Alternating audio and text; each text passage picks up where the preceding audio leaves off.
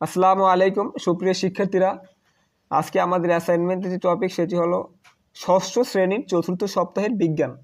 তো এখানে উদ্দীপকে আমাদের দুটি চিত্র দেওয়া আছে। ক চিত্রে আমরা দেখতে পাচ্ছি এটা মোমের চিত্র দেওয়া আছে, খ চিত্রে তিনটি বরফ টুকরো দেওয়া আছে। ক নাম্বার আমাদের যে কোশ্চেনটি দেওয়া হয়েছে সেটি হলো বিদ্যুৎ পরিবাহী ও অপরিবাহী পদার্থের নাম লিখো। খ বিদ্যুৎ পরিবহনে তামার তার ব্যবহারের কারণ কি। গ উদ্দীপকের প্রথম চিত্রে মোম গলে পড়ার পরবর্তী অবস্থা ব্যাখ্যা করো। ঘ চিত্রে পদার্থ দুটির গলনাঙ্ক হিমাঙ্ক কি একই, পাঠ্যপুস্তকের আলোকে বিশ্লেষণ করো। ক এর সমাধান বিদ্যুৎ পরিবাহী ও অপরিবাহী পদার্থের নাম লেখো। বিদ্যুৎ পরিবাহী পদার্থ যে সকল পদার্থের মধ্য দিয়ে বিদ্যুৎ প্রবাহিত হতে পারে তাকে বিদ্যুৎ পরিবাহী পদার্থ বলে। বিদ্যুৎ পরিবাহী পদার্থের তালিকা নিম্নরূপ: রূপা, তামা, অ্যালুমিনিয়াম, সোনা, টাংস্টেন, দস্তা, ক্যাডমিয়াম, পিতল, লোহা, টিন, নিকেল, ইস্পাত ইত্যাদি। বিদ্যুৎ অপরিবাহী পদার্থ যে সকল পদার্থের মধ্য দিয়ে বিদ্যুৎ প্রবাহ করতে পারে না তাকে বিদ্যুৎ অপরিবাহী পদার্থ বলে। বিদ্যুৎ অপরিবাহী পদার্থের তালিকা নিম্নরূপ: শুষ্ক বায়ু, শুকনা কাপড়, শুকনা কাঠ, এবোনাইট, অ্যাসবেস্টস, ব্যাকেলাইট, কাচ, এবোনাইট, তেল, অনুসিক্ত কাগজ, শুষ্ক কাগজ, প্যারাফিন, পলিথিন, চীনামাটি, রাবার, স্লেট পাথর, মার্বেল পাথর, শুকনো কাঠ, বার্নিশ করা কাঠ ইত্যাদি। খ বিদ্যুৎ পরিবহনে তামার তার ব্যবহার করা হয় কেন। আমরা জানি বিদ্যুৎ এক প্রকার শক্তি। বিদ্যুৎ শক্তি স্থানান্তর বা পরিবর্তন করতে চাইলে অবশ্যই মাধ্যমের দরকার পড়বে। বিদ্যুৎ প্রবাহের এই মাধ্যমটিকে বলা হয় পরিবাহী। অর্থাৎ পরিবাহী হলো যার মধ্য দিয়ে অতি সহজেই বিদ্যুৎ প্রবাহিত হতে পারে। এক্ষেত্রে তামা হলো একটি উত্তম ধাতব পরিবাহী। তামা বিদ্যুৎ সুপরিবাহী, দামে সস্তা, সহজলভ্য, সহজে কাটা যায় কিংবা জোড়া দেওয়া হয়। অ্যালুমিনিয়ামও বিদ্যুৎ সুপরিবাহী, কিন্তু তাতে অ্যালুমিনিয়াম অক্সাইড তৈরি হয় যা পরবর্তীতে সময়ে বিদ্যুৎ প্রবাহে বাধা দেয়। রূপাও বিদ্যুৎ সুপরিবাহী, কিন্তু দামে অনেক দামি। স্টিল অনেক শক্তিশালী, কিন্তু এর বিদ্যুৎ সুপরিবাহিতা কম। তাই সব দিক থেকে বিচার করলে বৈদ্যুতিক তারে তামা ব্যবহার করাই সুবিধাজনক বলে আমি মনে করি। গ উদ্দীপকের প্রথম চিত্রে মোম গলে যাবার পরবর্তী অবস্থা ব্যাখ্যা করো।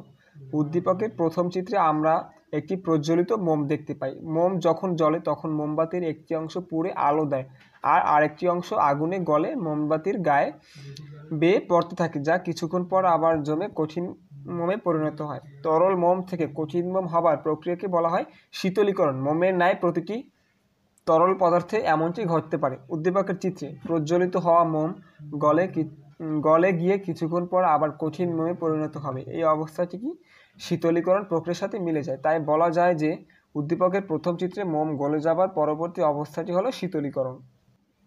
পরবর্তী প্রশ্নটি ঘ চিত্রের পদার্থ দুটির গলনাঙ্ক হিমাঙ্ক কি একই, পাঠ্যপুস্তকের আলোকে বিশ্লেষণ করো। উত্তর এই প্রশ্নটি উত্তর করতে হলে আমাদের আগে জানতে হবে গলনাঙ্ক হিমাঙ্ক বলতে কি বোঝায়। তো আসো প্রথমে আমরা গলনাঙ্ক হিমাঙ্কের সংজ্ঞাটা জেনে নিই। গলনাঙ্ক যে তাপমাত্রায় কোনো কঠিন বস্তু তরলে পরিণত হয় সেই তাপমাত্রাকে উক্ত বস্তুর গলনাঙ্ক বলে।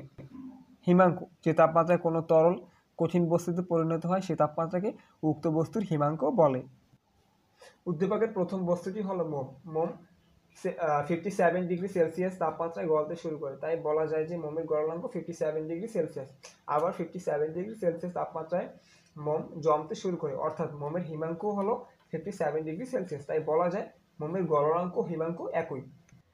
অন্যদিকে উদ্দীপকের দ্বিতীয় বস্তুটি হলো বরফ। বরফ 0 ডিগ্রি সেলসিয়াস তাপমাত্রায় গলতে শুরু করে, তাই বলা যায় যে বরফের গলনাঙ্ক হলো 0 ডিগ্রি সেলসিয়াস। আবার পানি 0 ডিগ্রি সেলসিয়াস তাপমাত্রায় বরফে জমতে শুরু করে বরফে পরিণত হয়, অর্থাৎ পানির হিমাঙ্ক 0 ডিগ্রি সেলসিয়াস। তাই বলা যায় বরফের গলনাঙ্ক হিমাঙ্ক একই।